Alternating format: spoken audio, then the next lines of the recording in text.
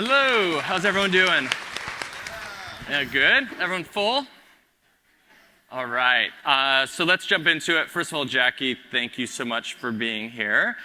So you are the Senior Global Marketing Director of everything at Facebook, at Meta, but Creators, Reels, and Threads in particular. Can you share with the audience what do your teams do? What are you focused on at Meta?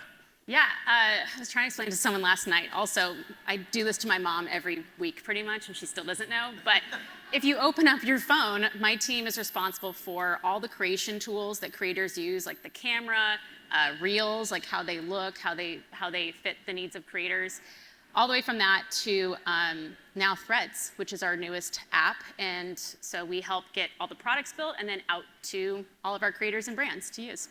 So we're going to get to Threads later, but let's start with Instagram. I think everyone in here, if you're involved in creator marketing, you know how important Instagram is to our ecosystem. And actually, 87% of campaigns that ran through CreatorIQ last year included Instagram as a platform. We did a recent survey. 60% of marketers say that Instagram drives the strongest ROI of any platform.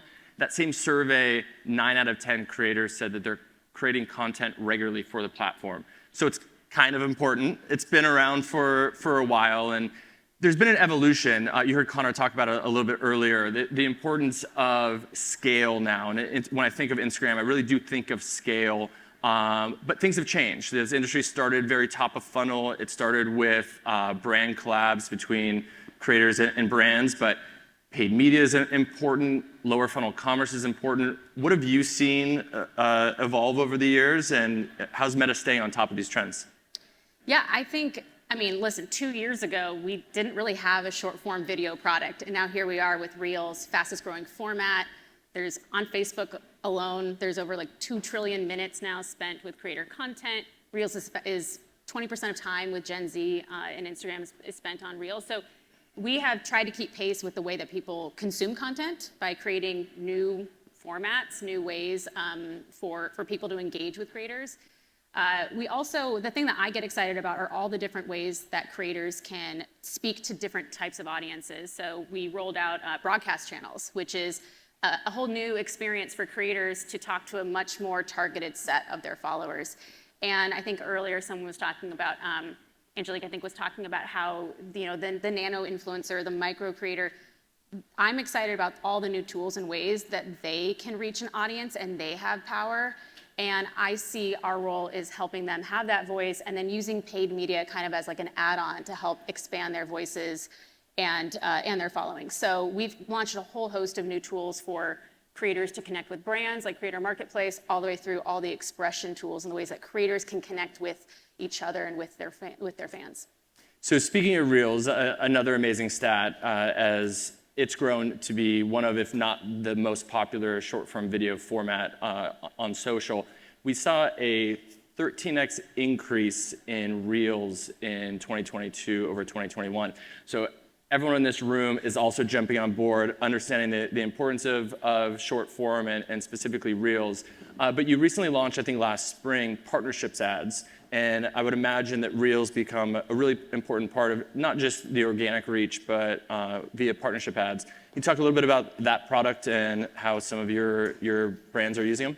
Yeah, I mean, I just want to start too by just, again, celebrating the work my team has done on Reels. They've done so much working with our product teams to make Reels easier to create and also just more relevant. Last Thanksgiving, my mom was like, "Can you get this off my feed?" And I was like, "That's my product." But now she's like so bought in and is all over Reels. But the things that we have launched, like I said, the Creator Marketplace to connect creators and brands, but with partnership ads, I think that you have to have a mix. And what we recommend is you want a mix of organic, but partnership ads, paid media should be a complement and help amplify. And using both is really important Like obviously we're all bought in on EMV. I feel like I should get a cookie or something by saying that. EMV, Connor, EMV.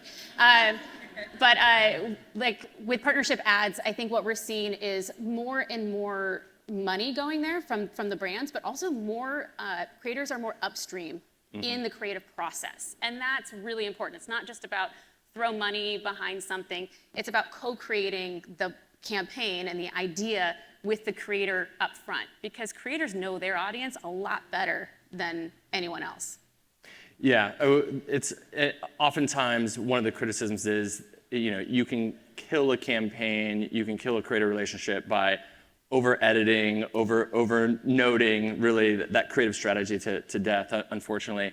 But something you mentioned to me when we were prepping for this, it was just astonishing to me, is that partnership ads or creator-led ads, their growth is now outpacing traditional social ad growth on Meta and Instagram. Yeah. Are you really seeing that much of an explosion with creator ads? Absolutely. In a recent poll, like 87% of people across Meta say they follow a creator. So if you think about what their feed experience looks like, what their content discovery experience looks like, it's creator content.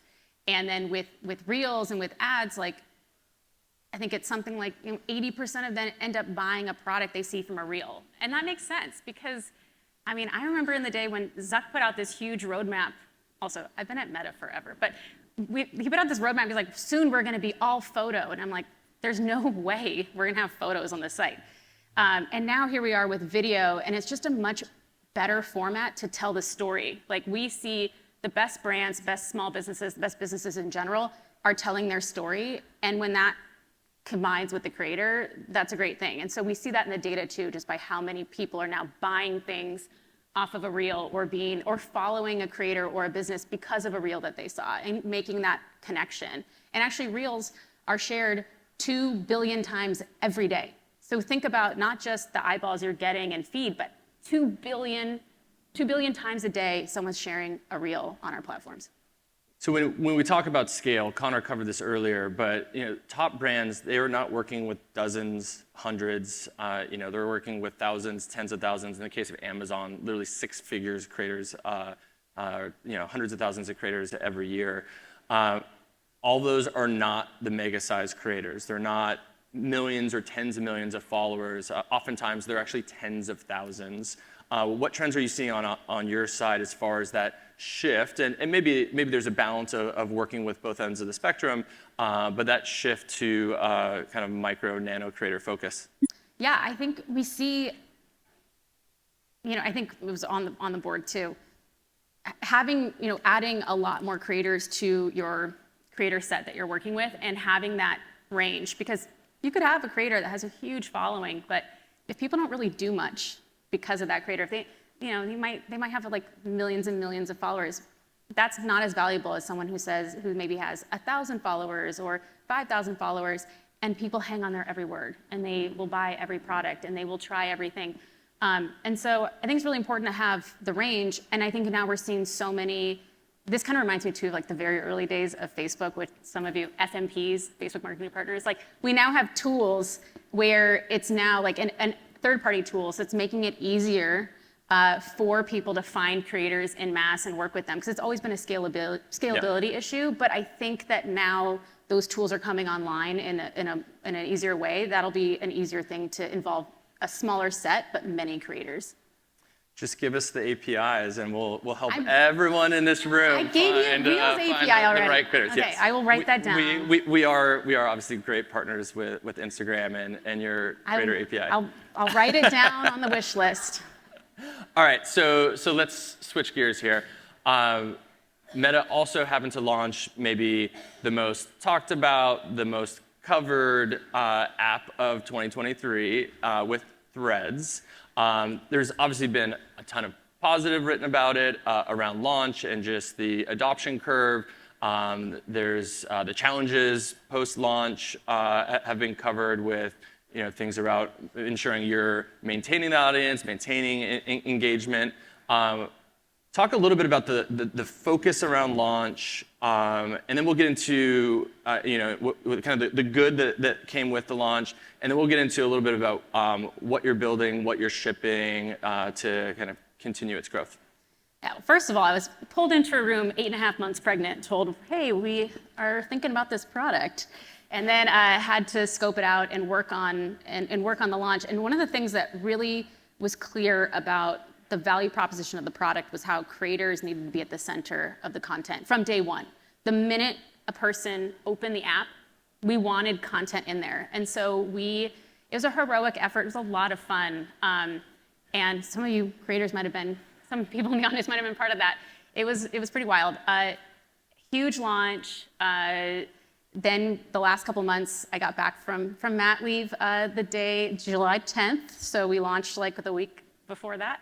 And then the last couple months, just been working on all the fast features that we have shipped. So things like search, edit, a follower feed, all sorts of different features. And we're just continuing to accelerate all those fast follows. So I'm really excited. We hit 100 monthly active users. So that was that was a tremendous effort. And all the credit goes to my amazing team that has been working on that. And I think some of them are in the room today, right? Yeah.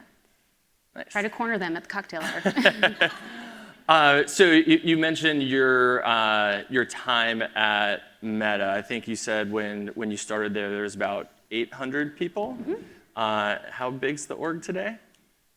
I don't know. I lost count. Tens of thousands.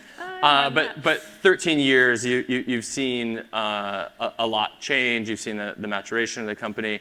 What excites you about today? What you're building, and especially with a creator lens going forward? Yeah, I mean, something I heard earlier. I have missed many family events. I have agonized over decisions. I have spent very late nights at the office trying to get tools out to power small businesses, creators. And so when I hear things like, you guys don't care, it hits a little harder. I have reviewed content for 10-hour shifts my first day in 2010. And I can tell you, I care. Everyone I work with cares. And I'm very proud of the people I work with. And I think with creators, we've invested so much, especially in the last couple years, to close the gap, build a lot better tools. And I'm excited about the things that we can build that help give creators more power. And I see that in the growth of Instagram, of Facebook, the stuff we're doing on WhatsApp. And we're just getting started. I'm really excited. We have a lot of momentum with Threads. Threads is going to be a banger of a thing for creators too. So this has been a really fun journey, starting in content moderation all the way now to being on the creator side. Cool. So that's all the questions I have. I think you did say that if we had a few extra minutes that and we would open it up to a Q&A. I'm still not up afraid. For it? I mean, if anyone wants to ask a question, I'm not afraid. We didn't know if we were going to have time, so I don't know if there's mics in the audience, but if there are any questions, if you've got a strong voice, we can hear you. Are there any questions? Anyone want to raise their hand in this small room of friends? Sure. How often do you guys change the algorithm?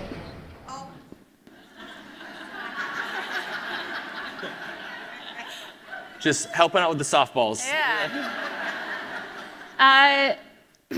Okay, so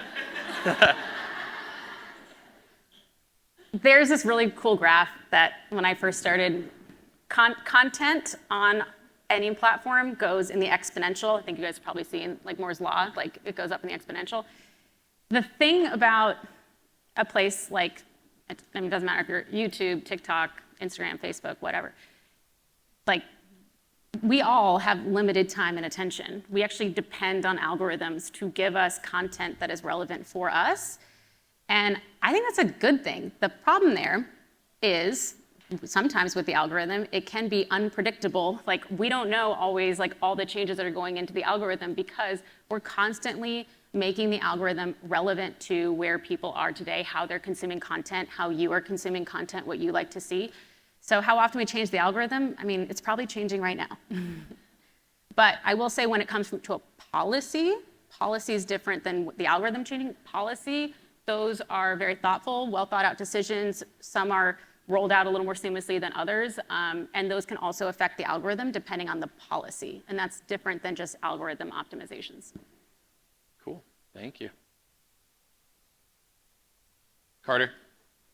Coming, buddy. Oh no, we had one right next to you. Okay, go ahead. I'm just curious if you have seen any early adopter brands doing really interesting content on Threads? Oh, good question. Yeah, actually, I was talking to, I just had a call with Influential, the agency there, and they actually, it was like, Netflix was like a really early adopter. They were doing some really funny stuff. I'm trying to think of the brands recently that I've come across on Threads. I mostly just follow creators right now. I think it was like Netflix comes to mind, but they're not really an early brand. I think we're starting to see some more apparel coming on. I'm trying to think of the one I saw recently. People are just kind of still testing out. I think the thing about Threads is it's growing really fast, so it's a great place to just put content on. The content that is working are conversation starters. So where you might not get as much like back and forth on a piece of content somewhere else, we see a lot more engagement on Threads of a conversation starter. So where you're prompting people to respond, you want people to respond. A join-in kind of effort too. So I'll have to get back to you on the exact brands. I'm sorry the small ones are escaping me right now, but it's, I've been really focused on most of the feature launches to just get everything, up and running. But good question. We have one right here. Hi there. Taylor Wren spoke this morning about Threads a bit. She kind of used a metaphor of it felt a little bit like Disneyland right now. Not necessarily a lot of, I guess, authentic conversation happening amongst creators. What is Meta doing to create or support creators on the platform to create more of like a super users or people that kind of spearhead the culture and the way creators and like content exists on that platform? I think we saw it really well with TikTok and how it created its own subculture. What is Threads doing, or is Threads imitating that strategy to create kind of its own subculture on the platform, shared language, shared humor, in the same way we saw TikTok really pop off? Great question. First and foremost, we just want to give the best tools and safe experience for people. So that's always just the primary focus. In terms of creating cultures, or like right now, we've been doing a lot of activities with like the NBA, and like have been really like reaching out, trying to like bring on more and more like sports content, because we're seeing it organically grow, and we're like, hey, what else could we do? And so working with different verticals is something we're working on, of what are specific features to those verticals? How do we bring on everyone from like the superstars through the amplifiers and the fans? And so we're doing all of that. I don't know if it's like definitely not like a copy paste playbook from anyone per se. I think everyone's really different. And also our ecosystem looks different than everyone else's. So yeah, that's one thing that we're doing right now. And it's been a really fun experience it feels like we're building the community with a lot of these folks and using them to tell us, what's the kind of community you want to build? What are the features to enable that? And so we're in that process right now. And I will say that communities are popping up organically. Like if you look at the photography community, Yes. has really, really taken and found its own voice on Which is Threads. funny, it's counterintuitive. Yeah. But the actual aspect ratio is really great for photographers and the way the carousel works. So yes, exactly. There's some of that organically happening. All right, cool. I think that's all the time we have. Jackie, thank you so much for joining us today. Really appreciate it. All right.